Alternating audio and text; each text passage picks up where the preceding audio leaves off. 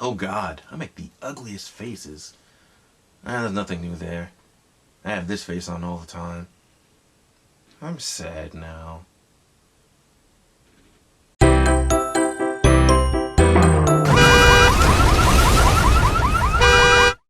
What's going on YouTube? Kylekin coming at you with another episode of Kenny's Corner. If you guys aren't joining us, please be sure to like, comment, and subscribe to show your support for this series. Anyway, I apologize that this series Alright, anyway, the camera looked a little crooked, so I kind of played around with it. I think it's fixed. Anyway, I apologize this episode's going up a little late, but things happened today, like got in a little bit of a car accident. I'm okay though. Nothing major, just the only thing that happened was I ended up losing one of my side view mirrors. Anyway, like I was saying, the only thing that happened was a little scratch on my car, lost side view mirror, so I gotta replace that. Alright, this episode's going up late like I said, so it's probably going to be on the 25th, sometime that day. Don't know what time, but this episode is going to be about the most embarrassing moments in Kenny's world, because spoilers, I'm a pretty embarrassing person, in case you couldn't tell. Anyway, so I don't think these are going to be in any specific order, just as I'm remembering them, because I don't really have anything interesting to talk about this week. Well, that's a lie, I do, in Kenny's Book of Black Magic, but I don't want to utilize all the stories in there so that I'll have nothing else, to fall back on in case I run out of things to talk about, because my life isn't that interesting. First one that comes to mind, this one happened back when I want to say middle school. I had just figured out what rounds were. For those of you that don't know what rounds are, I don't know what to tell you. Anyway, I just found out about them. I was going in one day, and my mom had signed me up for open gym, and jeez, why am I telling this story? This story is actually embarrassing. After I was done, I went to clean up. I was like, whatever. Went grab some tissue, just put it in my pants. I'm like, all right, we good. But when I went to open gym, I didn't realize at the time, but I forgot to take the tissue out. So, as I was playing basketball or something, the tissue kind of just fell out of my pants leg. And some girl saw it. She started screaming. She's like, oh, that was disgusting. I don't know if she saw where the toilet paper came from, but one of the guys like, yo, pick that up, because I guess he saw it or whatever. I don't know. Moral of the story is, don't mess up like I did. Well, I didn't even tell that story. Geez, that's actually pretty embarrassing. And I forgot about that one until recently too. Anyway, next up is actually going to be the time I shit myself. I believe I was in 4th grade. I don't remember how old exactly I was, but my mom took us to Family Dollar, I think it was. Can't remember exactly. We were just chilling in the store, and my tummy started rumbling. I was like, all right, bet. I'm about to be the original Sonic Unleashed, but I'm Kenny, so I'm about to be Kenny Unleashed up in this store, about to unleash Armageddon, about to let everybody know to stay away from me.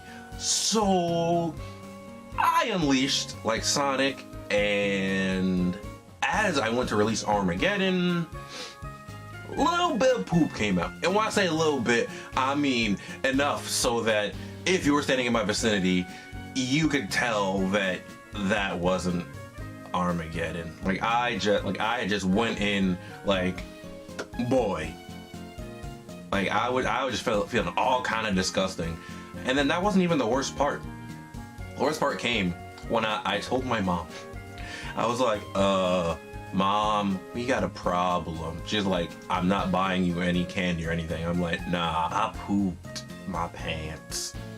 And I don't remember exactly what happened after that. I do distinctly remember on the way home, sitting on newspapers so as not to ruin the car seat. Remember, if it was that bad, or like my mom was just doing that so that the smell just didn't stick to the car, I don't, what color pants I was wearing? I think I was wearing blue pants. I almost feel as though I got hit with the brown noise from South Park, or the brown note rather, and like you just look around, you see all just brown, just.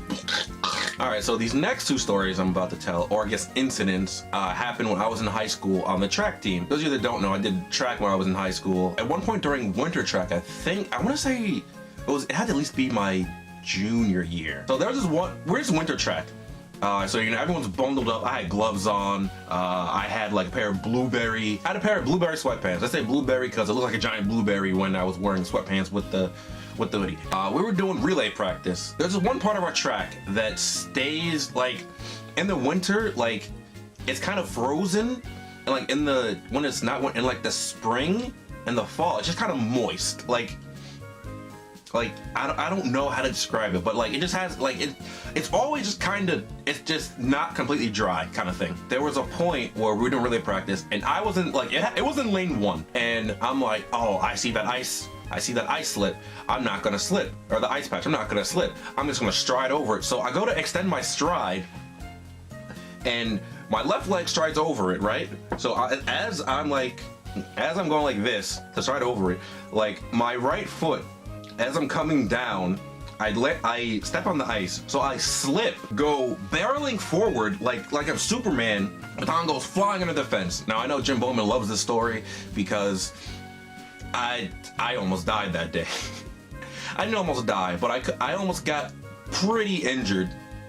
Everybody was laughing or whatever, and I just got up and I was just staring at myself. I usually I would laugh too because that's hilarious. Everyone's like, Kenny, you all right? I'm like, yeah, I'm pretty good.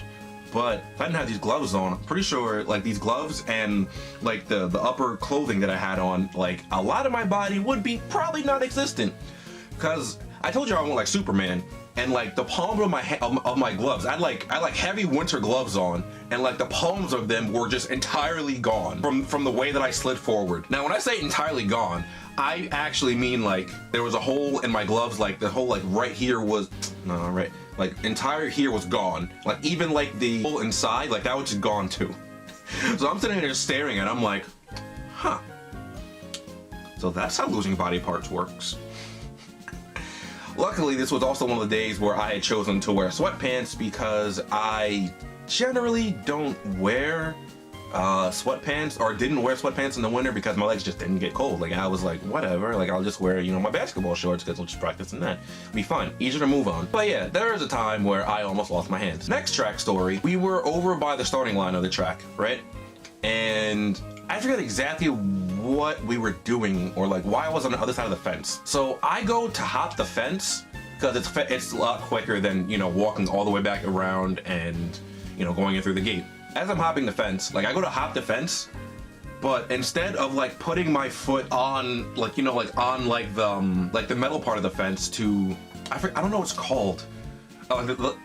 Like the standard like metal link fences, I guess that's what they call it. It has like little like diamonds and stuff like that. I didn't put my foot up there. I just jumped up and put my I've got my left leg onto the the metal bar on top.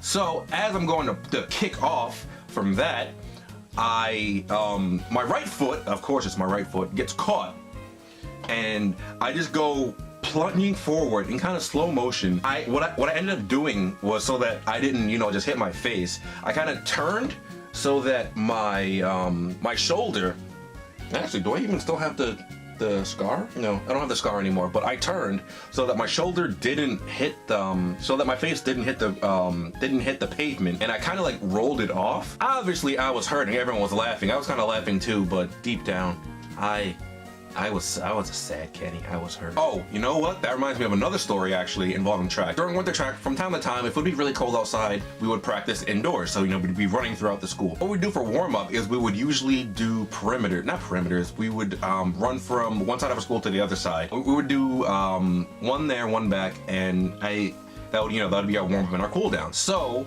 what we did one day is we went to play tag on the other side of the building where, where our coaches weren't, because like if we just ran down there and didn't come back, our coaches weren't coming to find us, because I thought I was being so elusive, because I don't remember because I remember I ran up the stairs and then I lost someone, because like I dipped around the corner real fast. Like it was like a good like 5-10 minutes of nobody being around, so I'm just like, damn, I'm just the best person here, man.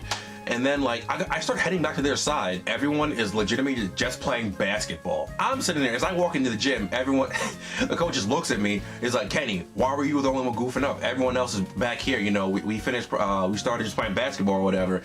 So now I look like an idiot, or like I'm slacking off, because we were all playing tag, but I didn't know they all head back. They went to head back rather. And now I'm just sitting there, I'm like, wow, this is a little embarrassing, but I'm gonna play some basketball now. This next moment isn't really embarrassing per se. Well, it is, but most people wouldn't find it too embarrassing unless you kind of understand the situation. So this was, I think this was a YCS Rhode Island. Those of you Yu-Gi-Oh players out there, it was, I want to say it was 2 years ago. I think it was 2014 or 2012, back when Rabbit, Mermail, and I guess Eagleswarm was around then too. I know specifically that it was the event that, for whatever reason, I don't know, I still don't know why it was ruled that way. It was ruled that if you Abyss Turge, pitch a Mermail, then add back, pitch Atlantean, add back the same Atlantean, it gets around Soul Drain.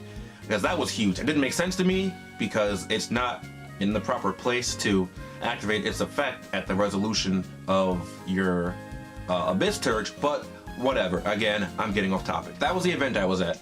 I was playing Hero Beat because what other deck do I really play? For those of you that actually know me and Yu-Gi-Oh, like, I always have heroes, and I like water too, but like, I just never get to finish that deck because no one ever has cards I need. Anyway, I'm playing Gemini Beat, but I'm playing it with like kind of techie, because one of my friends was like, yo, Kenny, you have problems with like bigger monsters, so just play Gores in your deck. So I'm like, all right, whatever, I'll try it out for the event. Now, what I didn't do before the event was think about what he told me, because yeah, that works at locals because I know what everyone else is playing at locals, but this is an event, so it's not going to be the same meta. Because like people will be playing like Gravekeepers, like Battery Men, you know, opposing hero decks, other stuff like that at locals. So like you know everyone else, they know what you're playing, you know what they're playing, you know their play style. But at a YCS, it's like it's a bigger event, so you can't really go off of what does good at your locals at a bigger event. You know what I mean? Because of how diverse a YCS is. Basically, for those of you that don't know, YCS is like a really big regional. Anyway, off topic again. Sorry, I gotta keep that to a minimum. So I think it's round 3 or 4, and I'm feeling good. I'm EXO. I'm like, I'm crispy. I'm like, you know, I'm good. Go to my pairings. I'm like, okay, table 1. I'm like, oh shit, this is broken. I'm about to bust some kid's ass at table 1. Play some Rabbit Guy. Dougie on him game 1. Get pillaged game 2. We're in game 3. I'm going first game 3. Yeah, he's playing Rabbit. I lost game 2. And what ended up happening was, he got me in a position where I had a set warning, but I couldn't use it. And normally that wouldn't be a big deal because, you know, just be a bluff. But I was also playing Gores in my deck. So now I have a dead back row because I don't remember exactly what happened, but now I have a dead warning and I have a Gores in my hand. So now I'm just staring at this Gores, and because we're at table 1, people are crowding around us just watching this match. They're like, yo, this dude's playing heroes and in 2014, what's he doing? He's at table 1, what's going on? Yeah, I don't know, man. You know, stuff like that. So I'm just sitting there, I'm just mad tight. I got this booty card in my hand that's doing nothing because I have to control absolutely nothing on the field to summon it, and I just lose because I have a set warning and a Gores in my hand. Like if that was like a Dark Hole or Super Poly or something relevant, it'd been a different story. I wouldn't be sitting there embarrassed, and I was just mad tight. Side note, later on that day, I misplayed with Gores in my hand because I was playing against Eagleswarm player. He didn't make Ophion. He went attack with his Heliotropes, and I didn't drop Gores. Then he made Ophion. I'm just staring at this Gores in my hand like, damn, I really could have dropped this. Just so I can elaborate a little bit more for those of you who actually don't play Yu-Gi-Oh, since most of my viewers are Pokemon related.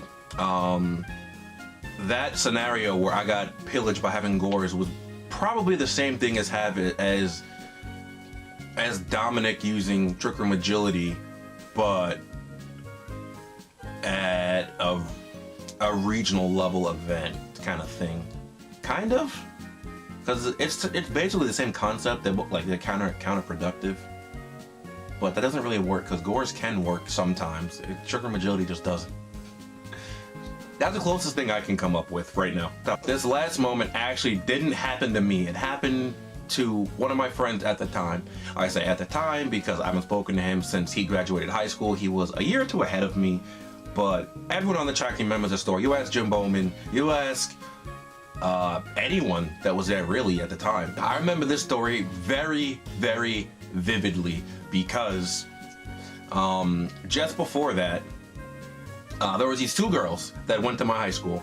They were on the track team as well, and I specifically remember them talking about how they're jealous of guys because we can walk around with our shirts off or like half naked, but they can't. They were really attractive. Like, they were really attractive, and like Slur would just go ham on them because, you know, he likes tongue punching the fart boxes. Like, he would just except, you know, just from behind and just like spread them.